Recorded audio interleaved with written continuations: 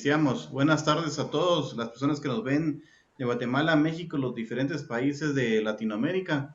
Para nosotros es un gusto desde Programa Televisión Inversión y Desarrollo, Consultoría Internacional, Asociación Inversión y Desarrollo, Global Partnership Exchange, Global Council of Nations, presentar este webinar ProMéxico, 16,000 millones de dólares en inversiones para el desarrollo. Y para este tema nos va a estar acompañando el doctor Luis Velázquez, exministro de Economía de Guatemala del año 2011-2012 y presidente de Inversión y Desarrollo. También nos va a estar acompañando de México el señor Bruno Ferrari, secretario de Comercio de México del año 2010 al año 2012 y también fundador de ProMéxico. Muchas gracias, mi querido Luis, gran amigo. Primero que nada, reciban un afectuoso saludo desde México. Es para mí un gusto, a través de la tecnología, acercarme un poco a todos ustedes y poderles compartir algunas de las experiencias que tuve mientras fui secretario de Economía de mi país. En algunas de esas fechas también coincidí con mi amigo Luis Velázquez Quiroa, a quien, como él mismo lo comentaba, ya tuve el gusto de conocer, y como coincidimos los dos con el mismo cargo durante unos años, pudimos hacer varias cosas muy interesantes acercando a nuestros países. Desde que en 1994 entró en vigor el Tratado de Libre Comercio, o TELECAN, entre los países de Norteamérica, la economía de México creció aproximadamente a un 3% anual. Y pues esto hizo que se reconfigurara, desde luego, nuestro esquema comercial y cómo se hacía. Ahora, solo para entrar en contexto, la experiencia internacional, sobre todo en comercio, que a mí se me hizo en primer lugar porque tuve el gusto de manejar la empresa más grande en semillas de vegetales en todo el mundo. Estaba ubicada en más de 105 países. Y en aquel entonces, pues obviamente eso me hizo darme cuenta de cómo cambian las realidades y qué diferentes son entre uno y otro lugar, ¿no? Más adelante, a la llegada del presidente Calderón a la presidencia de México, creo que ha sido una de las mejores cosas que nos pueden haber pasado. Tuve el honor de ser invitado en aquel entonces a trabajar en la subsecretaría de Relaciones Exteriores, en la área de Relaciones Económicas y Comercio y Cooperación Internacional. Y fue ahí donde, digamos, que el crisol, donde se empezó a crear la idea de hacer una agencia de promoción de inversiones y de exportación. Digo que fue ahí porque la idea muy clara que tenía el presidente Calderón era la de llevar más México al mundo y traer más mundo a México.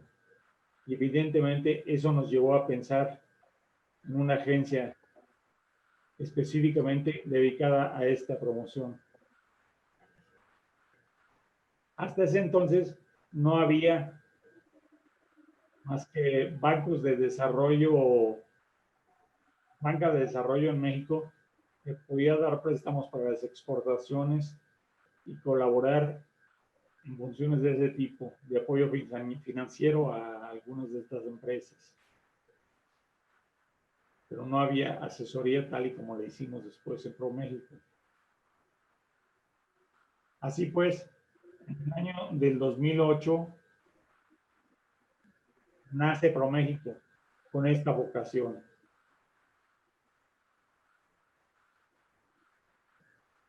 Y empezamos pues a desarrollarla y diseñarla. Establecimos una relación muy cercana con las 32 entidades federativas de nuestro país para poder conocer sus productos y cuál es la demanda que estos productos tienen así como conocer ya, porque muchas cosas no son necesariamente nuevas, muchas cosas ya están ocurriendo en algún momento. También saber cuáles eran las principales inversiones que se estaban haciendo en México en ese momento.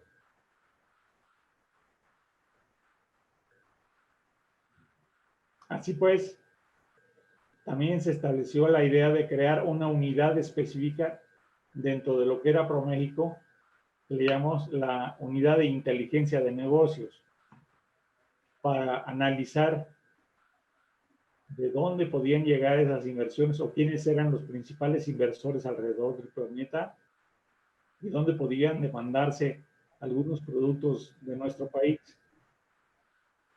Y a eso se enfocaba específicamente esta unidad de inteligencia de negocios. Iban a buscar las posibilidades de que existían y cómo podían hacerse. Entonces, luego de que ProMéxico empezara con sus funciones, inmediatamente vimos cómo se aceleró la inversión extranjera directa mexicana y llegó aproximadamente a 25,000 millones de dólares al año.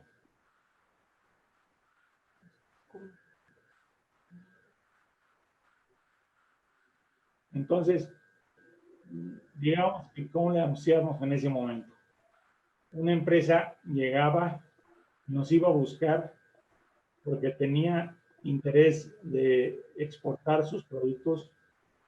Nosotros mostrábamos las diferentes opciones que había para poder comerciar,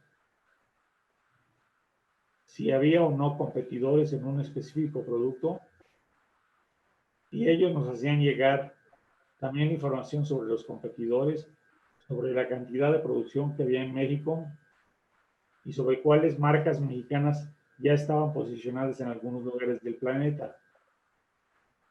Entonces, ahora si volvemos la vista atrás, veremos con gran satisfacción y además a manera ejemplificativa cómo algunos productos que empezaron a impulsarse desde aquel entonces llegaron a tener un gran comercio mundial. Estamos hablando que uno de los principales productos que exporta México al mundo es la cerveza.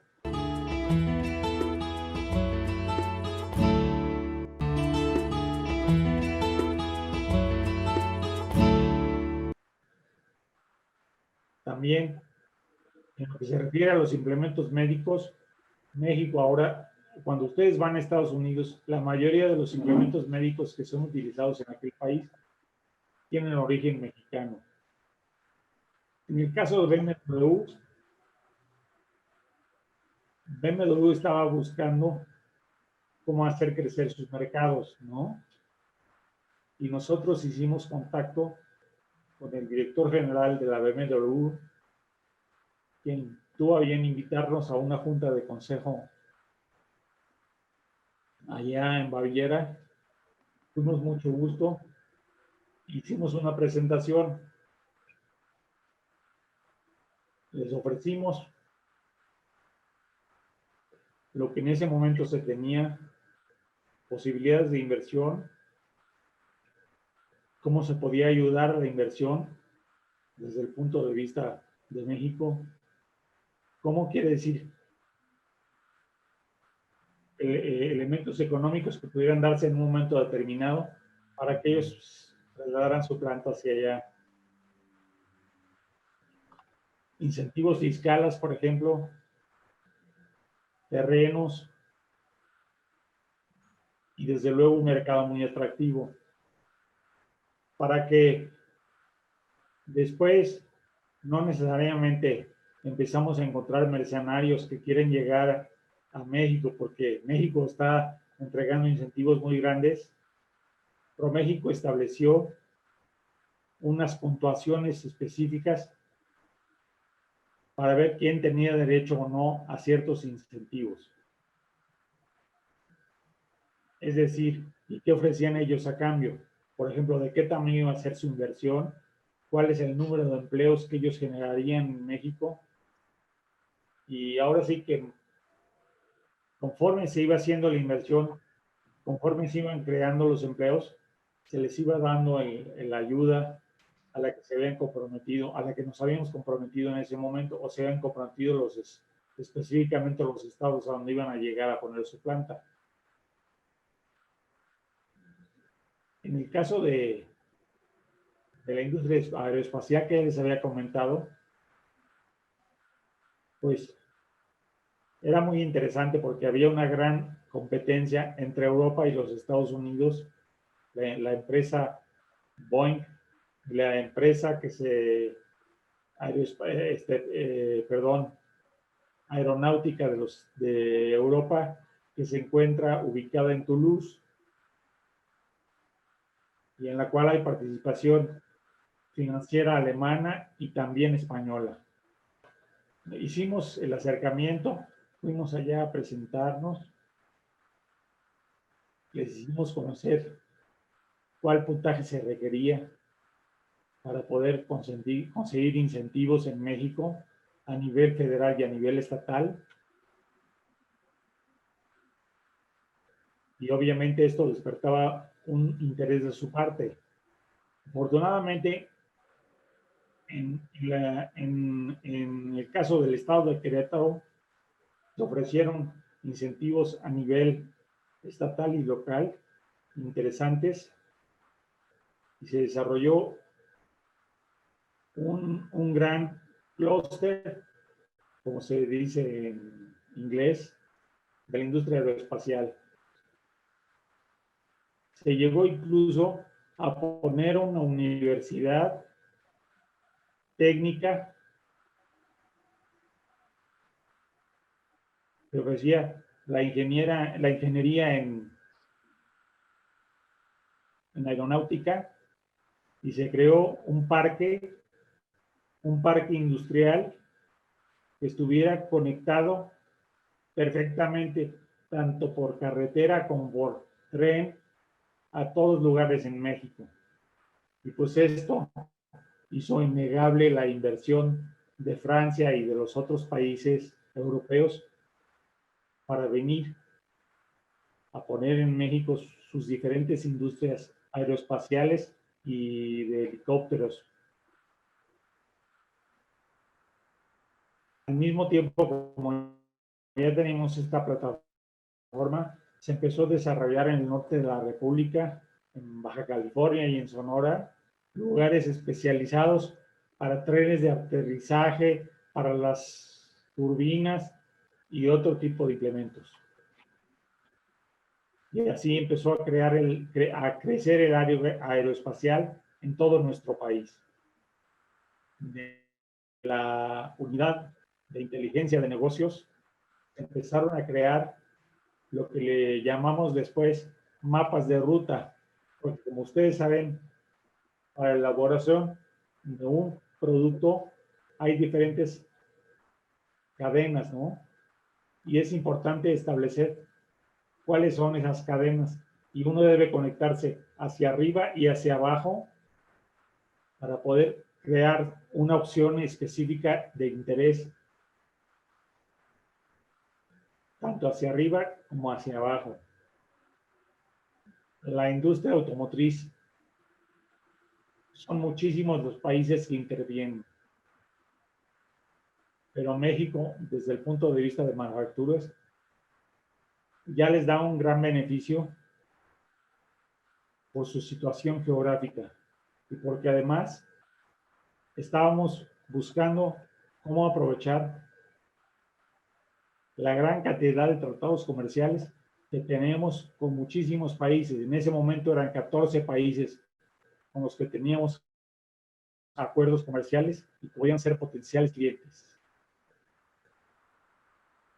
Se buscó también sectores no tradicionales para encontrar mejor la posición en la que estábamos nosotros en los encadenamientos productivos. Descubrimos cómo las empresas de dulces y chocolates estaban creciendo en México, Centroamérica y Latinoamérica.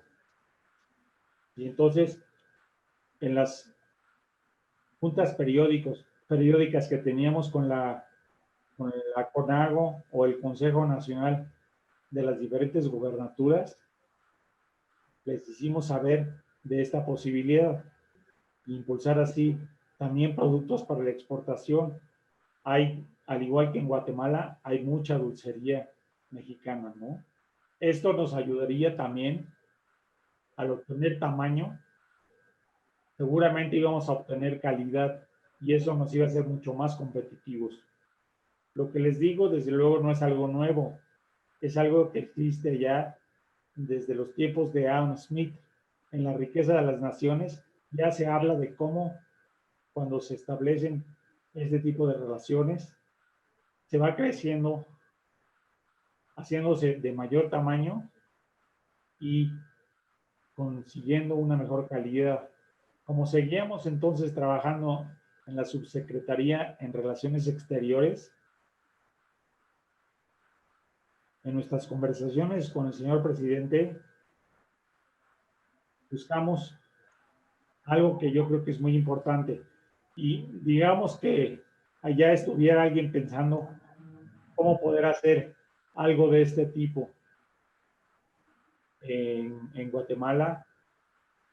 Yo les diría que desgraciadamente, por asuntos políticos, aunque en ese momento se vistió que se estaba haciendo por vivir una austeridad republicana, ya no tenemos a ProMéxico trabajando. Pero ese trabajo no puede suspenderse. Se sigue y se seguirá haciendo. Y a través de las embajadas y los consulados es un motor también muy importante para poder seguir haciéndolo. Dicho de otra manera, los que saben de esto saben que los diferentes países o la inversión extranjera directa no está haciendo una fila para venir a invertir a Guatemala o a México. La competencia es muy grande y muy difícil.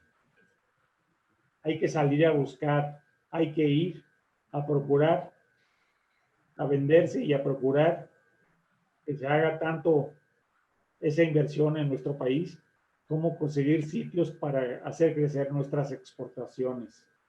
De otra forma, no se va a poder competir.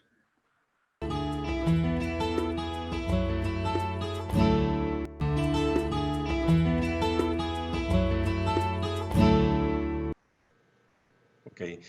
Interesante, sí, definitivamente hay que conocer muy bien los mercados a donde queremos exportar y de dónde queremos traer inversiones. En este momento el mundo está entrando, en los últimos años se ha acentuado más un tema de la geoeconomía, la geopolítica, y viene una rivalidad mayor entre Estados Unidos y China. ¿Cómo nuestros países en América Latina y toda la región pudiéramos aprovechar el concepto del nearshoring para lograr que esas empresas y ese capital que está retornando concretamente de Asia y que a Estados Unidos le preocupa muchísimo la migración, pudiera venir a nuestros países y que diéramos las facilidades en ese concepto de parques industriales que tú explicabas?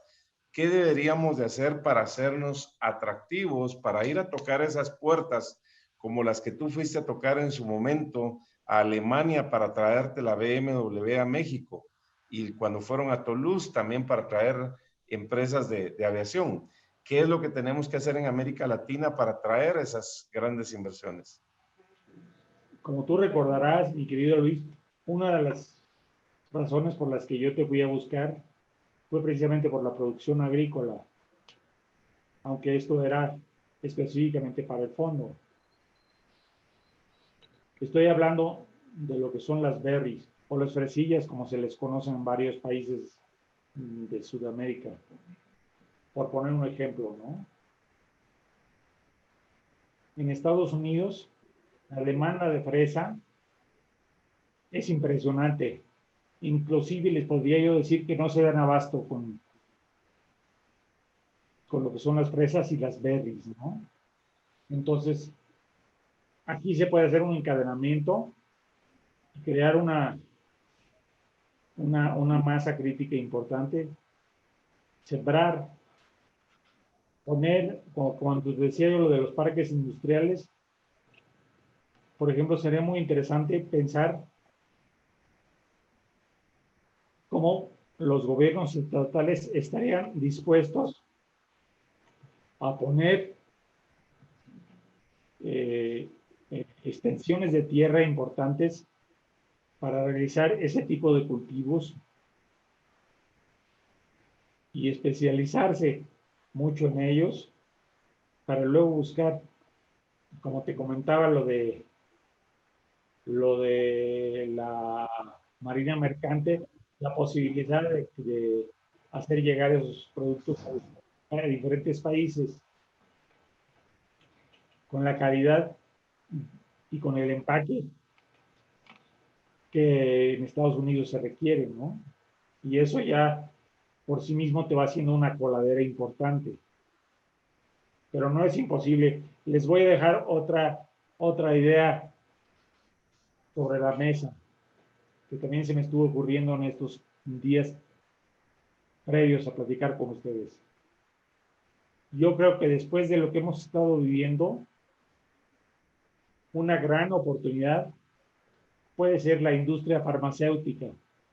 Imagínense una gran empresa productora de vacunas en Guatemala, lograr abrir posibilidades para que vinieran científicos y empresas y se establezcan en Guatemala.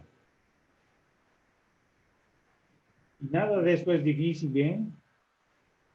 Lo que pasa es que hay que buscarlo. Ahora sí, como les decía yo a mis hijos, no se puede amar lo que no se conoce. Entonces hay que dar a conocer lo que tenemos y hay que buscar lo que no conocemos. Totalmente de acuerdo. Qué buena reflexión. Nos han enviado distintas preguntas ahí de uno de los directores de la producción de caucho, hule y látex en Guatemala, Francisco Ralda, quien con todo el equipo de la Gremial de Huleros de Guatemala recientemente han hecho la actualización de un plan estratégico que pronto lo van a lanzar y va a ser un rubro bien interesante de subir de más de 100,000 hectáreas a 300,000 hectáreas y un proceso de industrialización y de atraer de nuevas industrias. ¿Cuáles serían 2 o 3 casos paradigmáticos del sector agroindustrial y diversificación industrial de México o de otros productos que tú recomendarías que deberíamos de ver para clonarlos, adaptarlos a nuestros países y con ello generar los empleos, las oportunidades y la atracción de inversiones para exportar al mundo? Creo que con el café todavía se puede hacer mucho más. Creo que lo que ha hecho la marca de Starbucks alrededor del mundo también ha sido muy importante. Déjenme decirles, en mi cargo cuando estuve en México, tuve el gusto de conocer a su presidente y fundador. Y fue muy interesante porque fíjense lo que es esta experiencia. Él, como un americano, fue de viaje a Italia, ¿no? Y bueno, en Italia ustedes saben que hay café de bar por todos lados, ¿no? Y siempre tienen suficiente gente.